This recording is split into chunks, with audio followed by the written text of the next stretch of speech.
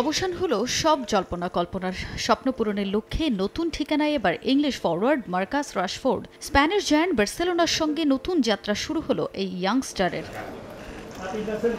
মুখে হাসি নিয়ে উচ্ছ্বসিত রাশফোর্ড। নতুন ক্লাব যে ভিন্ন এক আনন্দের উপলক্ষ এনে দিয়েছে তা প্রকাশ পাচ্ছে তার চোখে মুখে। বার্সার লাল ও নীল রঙের জার্সি হাতে আনুষ্ঠানিকভাবে কাতালানদের সঙ্গে পরিচয় পর্ব সেরে নিলেন এই ইংলিশ ফরওয়ার্ড। ক্লাব কর্তৃপক্ষ মার্কাসকে স্বাগত জানালেন নানা আনুষ্ঠানিকতায়।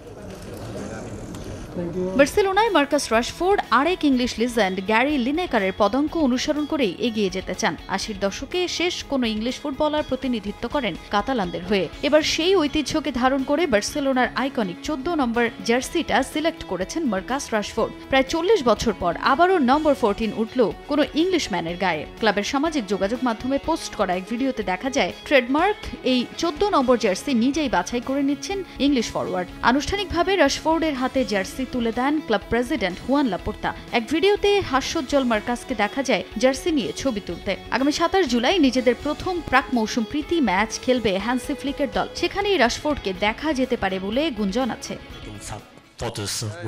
বার্সায় যোগ দিয়ে নিজের লক্ষ্য নিয়ে আরও প্রত্যয়ী এই তরুণ ফুটবলার। পেছনের সব অধরা স্বপ্ন বাস্তবায়ন করতে বার্সাই উপযুক্ত স্থান বলে মনে করেন মার্কাস রাশফোর্ড। বার্সাকে নিজের ঘর বলেও আখ্যা দিলেন এই ইংলিশ ফরওয়ার্ড। বার্সেলোনাকে আমার নিজের ঘরের মতো মনে হচ্ছে।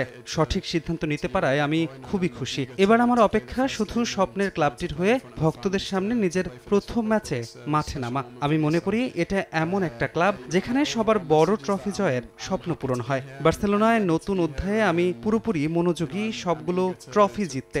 নতুন ক্লাব, নতুন দেশ, নতুন লিগ নিয়ে আমি খুব রোমাঞ্চিত। গেল মৌসুম বার্সার যেভাবে কেটেছে তা সবাই দেখেছে। আমি চেষ্টা করব নিজের স্কিল উন্নত করার। কোচ হ্যান্সি ফ্লিক একটা তরুণ দলকে যে পর্যায়ে নিয়ে গেছেন সেখান থেকে আমি অনুপ্রেরণা খুঁজে পাচ্ছি পরবর্তী মৌসুমে ভালো করার।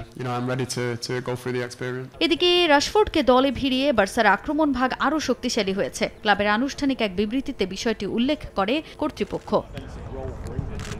তাজিন খন্দকার, সময় সংবাদ।